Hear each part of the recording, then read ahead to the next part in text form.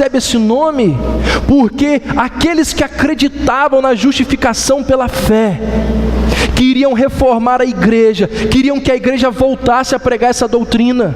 E como a igreja católica não quis, aqueles que protestaram foram expulsos da igreja, foram excomungados, e foi a partir daí que surgiram os evangélicos. Essa é a nossa origem. Os protestantes desejavam que a igreja católica aceitasse essa verdade defendida por Paulo aqui em Romanos, a verdade da justificação pela fé, mas ela não quis se reformar, ela não ouviu os protestos, e até hoje a igreja católica não acredita na justificação somente pela fé. Acredita que é pela fé, mas não acredita que é somente pela fé. Justificados gratuitamente por sua graça.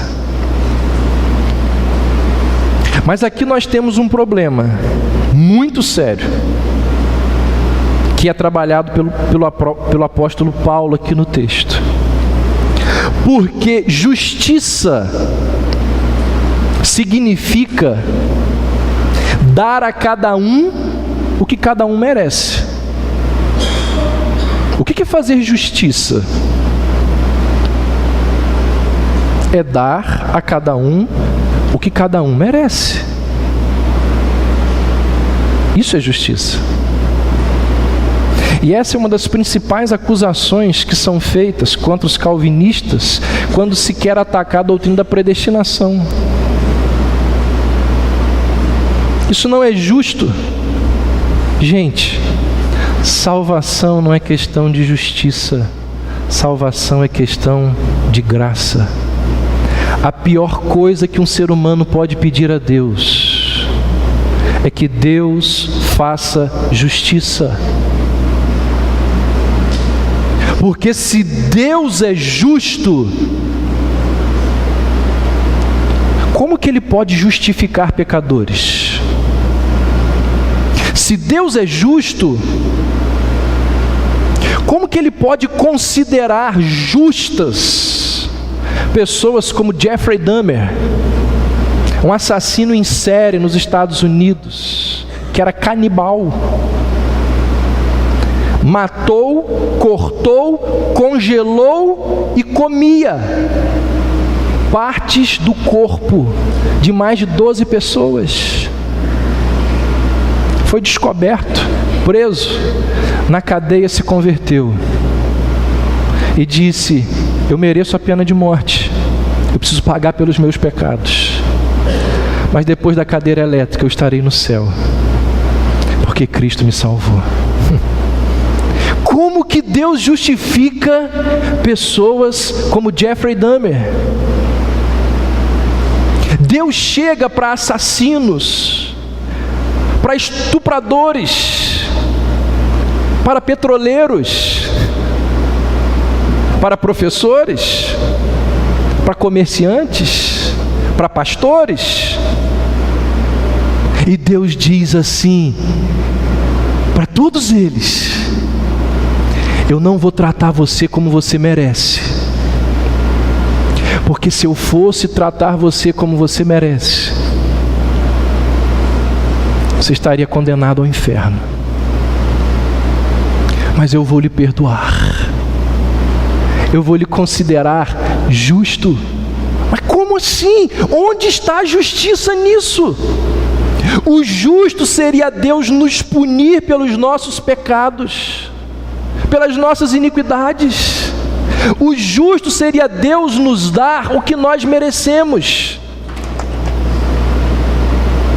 Portanto, se Deus é justo, como Ele pode justificar gratuitamente o pecador? Isso é uma tremenda de uma injustiça.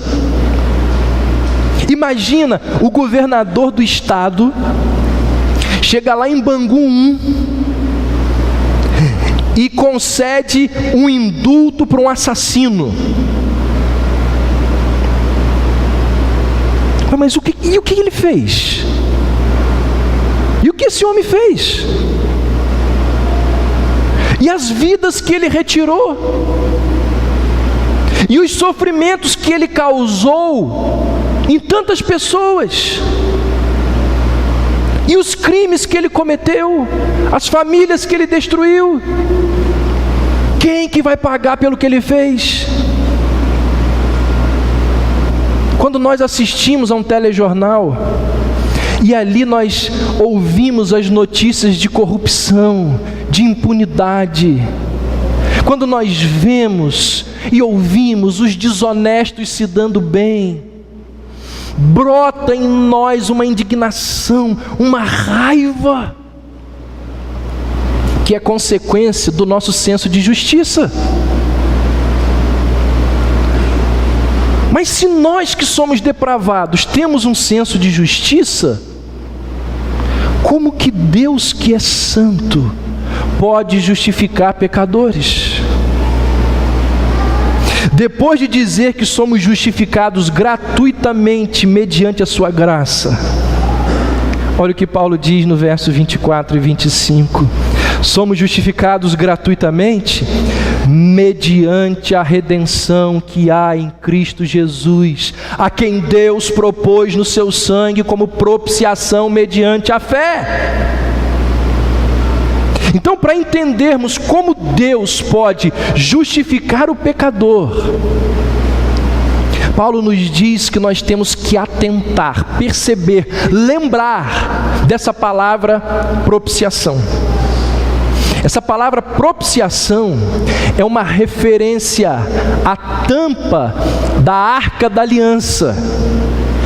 No Antigo Testamento, se você conhece um pouquinho só de Bíblia, você sabe que Deus mandou Moisés construir uma arca de ouro, e dentro dessa arca estavam as tábuas da lei, os 10 mandamentos.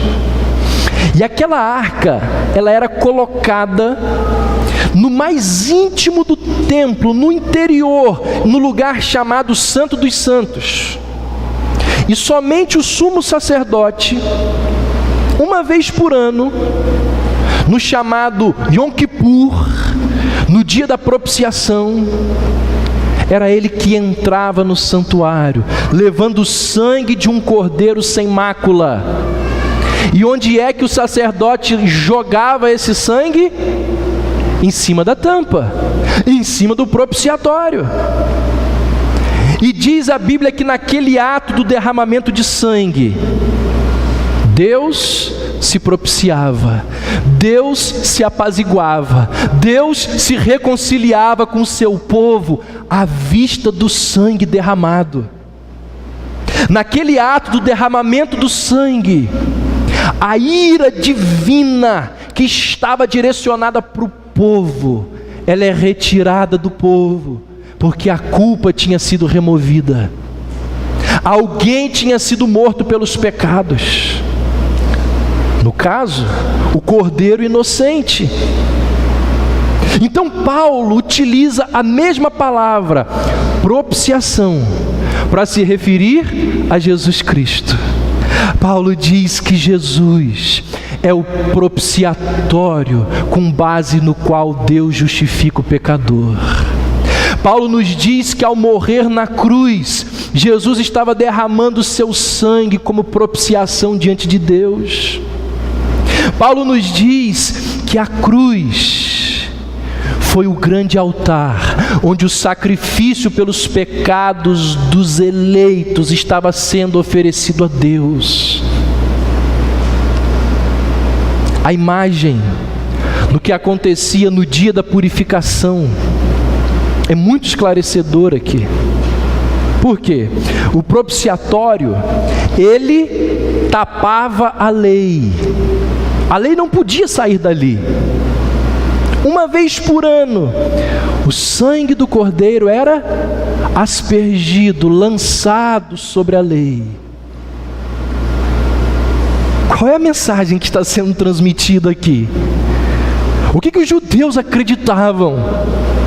Que as sanções da lei, as obrigações da lei, não podiam mais alcançar o povo, porque ela estava coberta com o sangue. Paulo apanha essa figura E ele diz de forma semelhante: a lei não pode mais nos alcançar, a lei não pode mais nos condenar. Por quê? Porque o sangue de Cristo está sobre a lei, de maneira que ela não pode atingir-nos com a sua condenação. O sangue de Cristo foi derramado sobre as exigências da lei, com base na morte de Cristo, na propiciação que Ele realizou na cruz. Deus justifica pecadores. Essa é a explicação de Paulo. Deus precisava fazer essas coisas? Claro que não. Deus poderia deixar a humanidade inteira ser condenada pela lei e ir para o inferno, porque como pecadores, era isso que merecíamos. No entanto, por causa da sua compaixão, por causa da sua misericórdia, por causa do seu amor, Deus interveio. E por que Ele fez isso? Versos 25 e 26. Para manifestar a sua justiça, por ter Deus, na sua tolerância, deixado impunes os pecados anteriormente cometidos, tendo em vista a manifestação da sua justiça no tempo presente, para Ele mesmo ser justo e o justificador daquele que tem fé em Jesus. Irmãos, por que é que Deus resolveu salvar a humanidade pecadora? Por que Deus resolveu salvar você e a mim? Paulo nos apresenta dois motivos. Ele diz, primeiro, para revelar a sua tolerância e compaixão. Se Deus ficasse irreversivelmente indignado com os pecados da humanidade, estaríamos todos perdidos, estaríamos todos fadados à eternidade do inferno. Apesar de todo o pecado da humanidade, a justificação pela fé diz que Deus ainda assim nos amou. Paulo diz assim: deixando impunes os pecados anteriormente cometidos. Preste atenção, porque tem gente que entende isso aqui errado. Não está dizendo que antes de Cristo quem pecava não era castigado. Basta ler o Antigo Testamento e você vai ver que lá o pessoal era bem castigado. O que está sendo dito é que Deus não deixou de salvar o mundo por causa dos pecados cometidos. Apesar de tudo que fizemos, ainda assim Deus não desistiu de nós. O segundo motivo apresentado por Paulo que levou Deus a salvar a humanidade pecadora foi para que Ele mesmo se torne justo e justificador daqueles que têm fé em Jesus. Como Deus pode ao mesmo tempo ser justo e justificar o pecador culpado? Paulo diz: a cruz é a resposta para esse dilema. O sangue derramado de Cristo é o que nos leva a sermos homens e mulheres perdoados por Deus. E aí, caminhando para o fim da sua argumentação, o apóstolo Paulo faz 4 conclusões. Ele vai dizer, primeiro, esse método de Deus destrói com qualquer arrogância humana. Olha o que diz o verso 27. Onde, pois, a jactância foi de todo excluída. Por que lei? Das obras? Não, pelo contrário, pela lei da fé.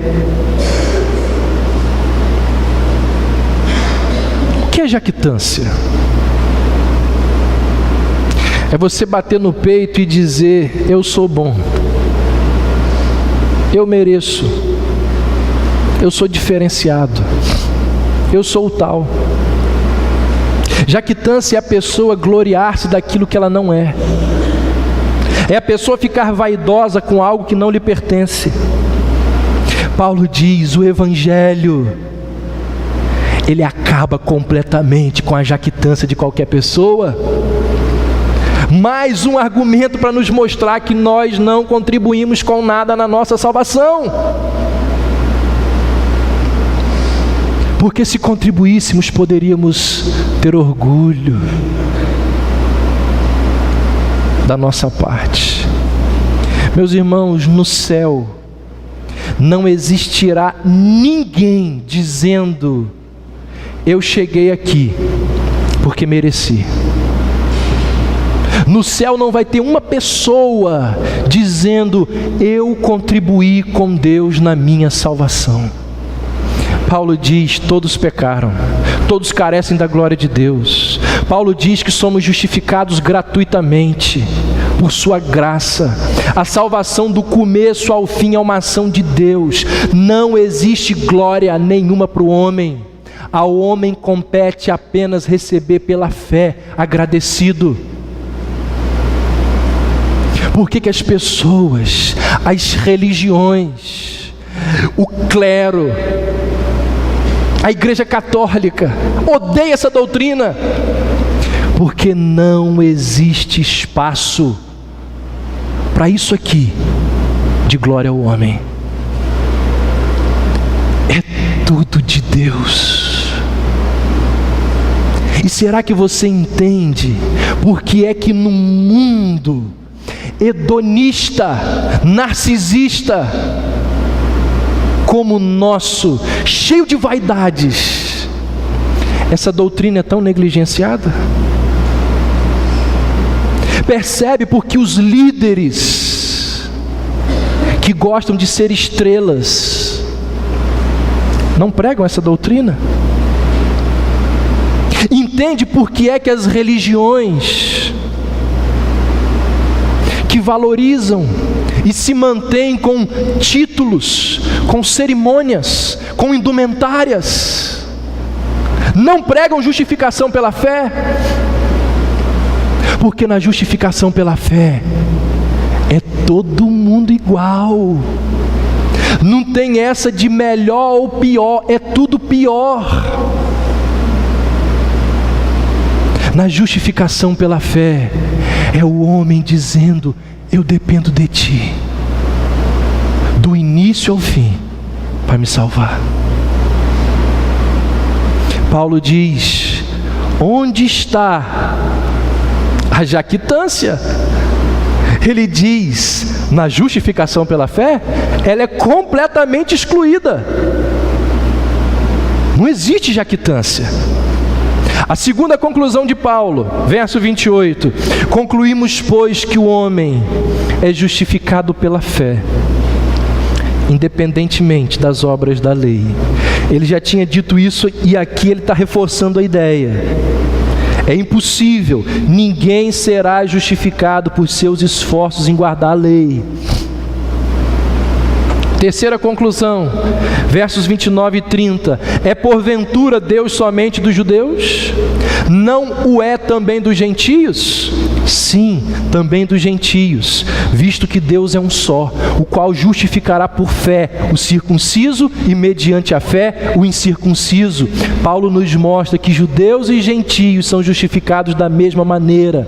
E a quarta e última conclusão, que é também uma ressalva, verso 31, ele diz assim: anulamos, pois, a lei pela fé?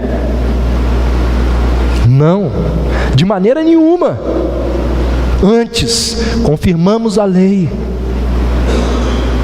Uma pessoa que ouvisse a mensagem até aqui e por algum motivo precisasse ir embora, ou alguém que lesse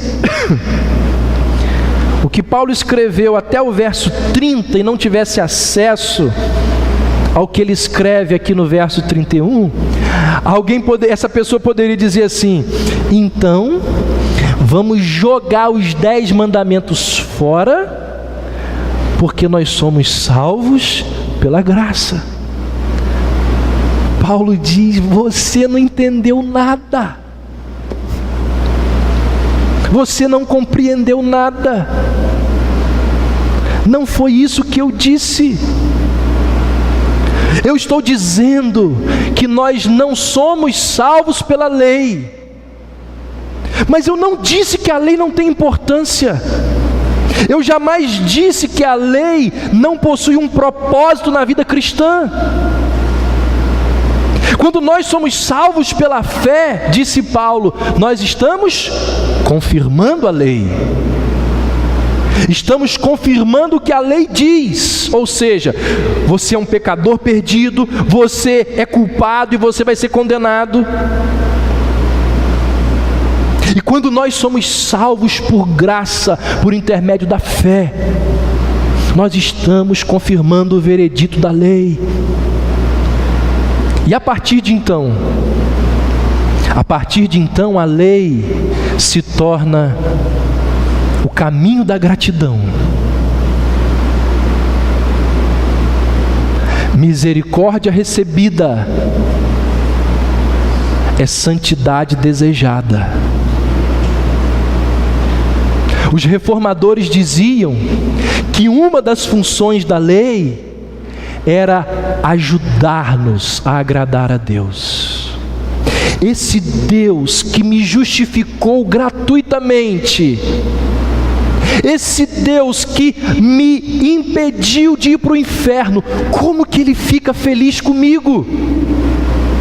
Como que você agradece a Deus por tão grande salvação que Ele lhe concedeu? Não terás outros deuses diante de mim. Honra teu pai e tua mãe. Não matarás, não cobiçarás.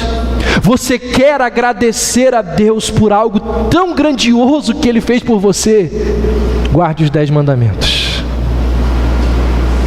Você nunca será salvo por eles, mas eles mostram de que maneira você pode agradecer a Deus. É o que dentro da tradição calvinista é chamado do terceiro uso da lei. Anulamos, pois, a lei pela fé? De maneira nenhuma. Antes, confirmamos a lei. A lei permanece como a expressão justa do caráter reto e santo de Deus. Não nos salva, mas ela aponta o caminho de como agradecer a esse Deus que nos salvou. Lutero dizia que a lei nos leva a Cristo para a salvação, e Cristo nos manda de volta a lei para a gratidão. E é assim que o círculo se fecha. Isso é justificação pela fé. Como um homem pode ser justo diante de Deus? Aqui está. 2 aplicações rápidas. Aliás, 4 aplicações rápidas para a sua vida. Primeira delas, compreender essa verdade é a coisa mais importante da sua vida. Deixa eu falar uma coisa para você que está aqui essa noite, que não faz parte de nenhuma igreja, ou para você que está aqui essa noite, faz parte de alguma igreja e não tem muita convicção, se é que isso é possível. Porque quem não tem muita convicção está sendo enganado. Porque quando Deus salva, como diz Paulo, eu sei em quem tenho crido. Compreender essa verdade que nós acabamos de aprender aqui é a coisa mais importante da sua vida.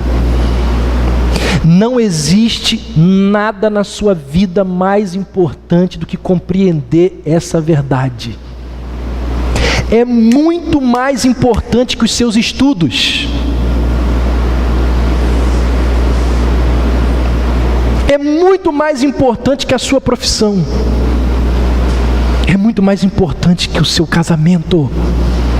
é muito mais importante que os seus filhos, é muito mais importante que a sua segurança financeira, é muito mais importante que o seu futuro, é muito mais importante que os seus planos. Qual deve ser a prioridade número 1 do ser humano? Compreender a verdade da justificação pela fé, saber como o homem pode ser justo diante de Deus. Creio eu em Jesus Cristo, creio que Ele é o meu Salvador. Pela fé eu já me rendi ao seu governo, tenho eu certeza do destino final da minha alma. Quero lhe dizer uma coisa: enquanto você não tiver uma resposta positiva sobre essa questão, você não deveria descansar, porque você está correndo um grave risco. Como disse Jonathan Edwards, a seta da ira de Deus está apontada para o seu coração. E pode ser